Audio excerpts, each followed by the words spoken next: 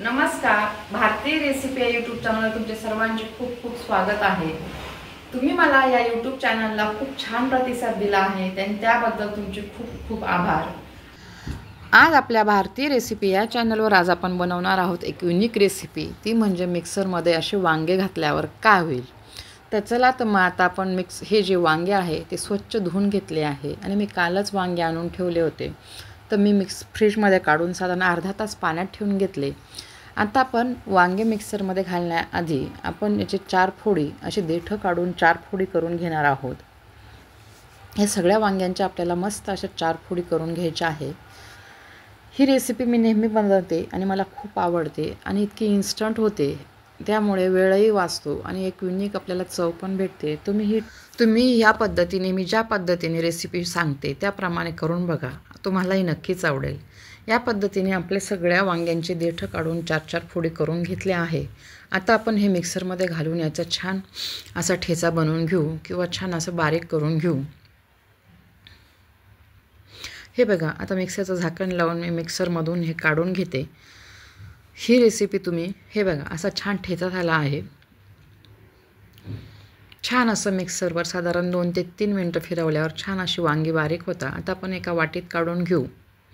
याप्रमाणे मी सगळा अशा या वांग्यांचा ठेचा मिक्सरमधून काढून घेतला। त्याचबरोबर यासाठी आता आपण वापरणार आहोत 2 कांदे बारीक चिरून, 1 मोठा टोमॅटो, लसूण 1 चमचा बारीक ठेचून आणि कोथिंबीर, हे सगळं आपण वापरणार आहोत।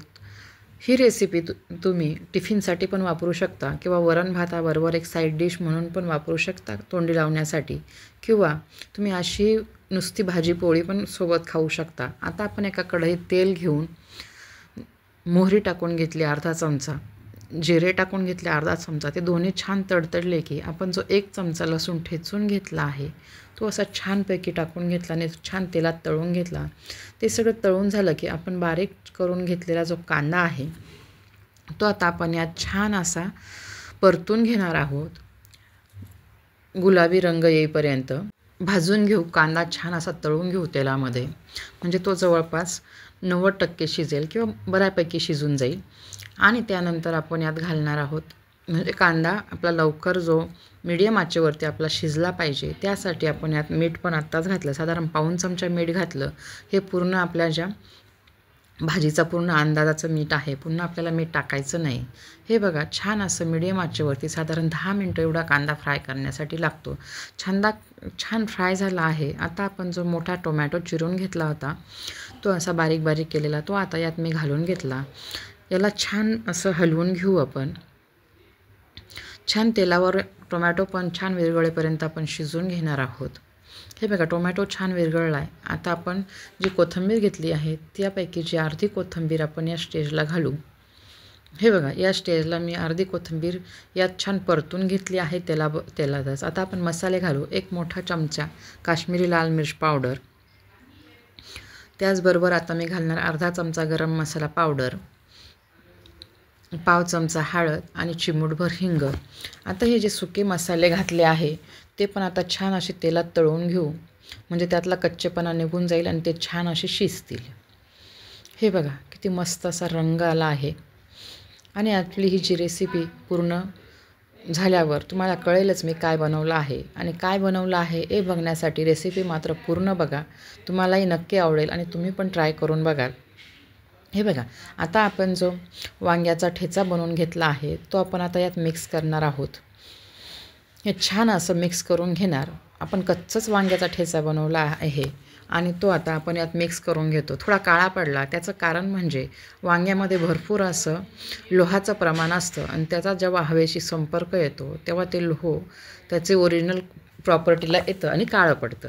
त्यामुळे एवढं काही वांगं काळं पडतं बरेच जण म्हणता म्हणून असं करा, पाण्यात टाका, एवढं काही घाबरायचं नाही, ती त्याची नॅचरल प्रॉपर्टी आहे। आता छान परतून झाल्यानंतर आपण 5 मिनिटासाठी छान झाकण ठेवून घेतलं।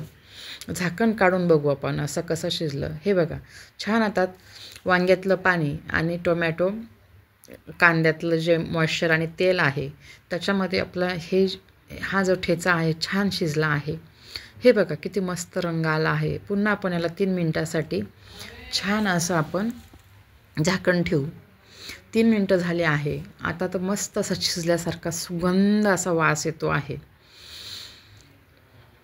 छान सुगंध येतो आहे आणि नुसता वासाने पण मला हा ठेचा खाऊशी वाटतो आहे.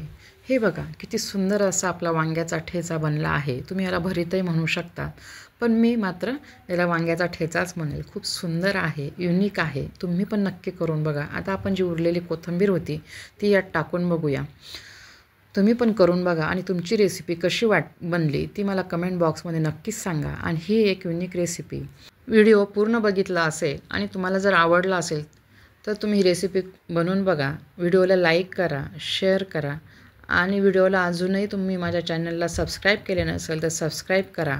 आणि तुम्हाला माझे नवनवीन व्हिडिओ दिसण्यासाठी तुम्ही जो बेल आयकॉन बटन आहे त्याला पण प्रेस करा. म्हणजे जेव्हा मी नवीन व्हिडिओ टाकेल तेव्हा तुम्हाला लगेच रिकमेंडेशन येईल. धन्यवाद. Thank you so much.